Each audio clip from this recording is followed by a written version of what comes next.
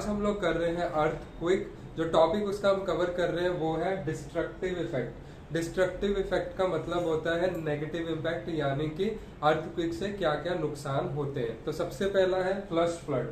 Flush flood का मतलब होता है, आपने अपने एरियाज में देखा है सडनली जब बारिश हो तो पानी नहीं भर जाता, रिवर की वजह से नहीं, ब्लॉकेज की वजह से।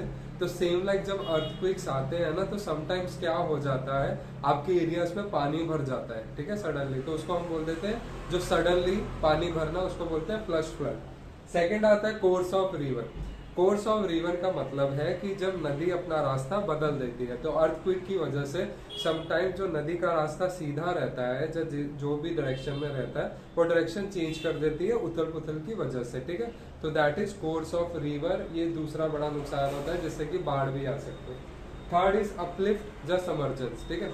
समर्ज होना, जो अपलिफ्ट मतलब जैसे ये हमारी धरती अभी इक्वल है, ठीक है, जब भूकंप आए तो ये ऊपर नीचे हो जाती है। फॉर एन एग्जाम्पल जो द्वारका है ना, श्री कृष्ण जी की नगरी द्वारका, वो भी समर्ज हो गई है रिवर के अंदर बिकॉज ऑफ अर्थक्वेक। आप समझ सकते हो, वन ऑफ द एग्जाम्पल। यानी कि ऐसा इतनी जोर से झटका आएगा कि जा तो जो लैंड है नीचे खिसक जाएगा, जब ऊपर हो जाएगा, ऐसा हो जाता है, ठीक है। तो उसको बोल देते हैं अपलिफ्ट होना लैंड का, जहाँ समर्ज होना नीचे दब जाएगा, ठीक है।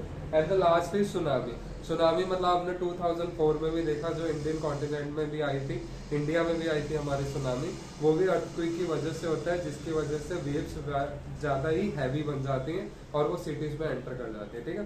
तो ये आपको आपके डायरेक्ट आएगा 5 मार्क्स में क्वेश्चन, इंपॉर्टेंट है, आप ध्यान से सोचना। अगर समझ नहीं आता है तो मुझे कमेंट सेक्शन में बता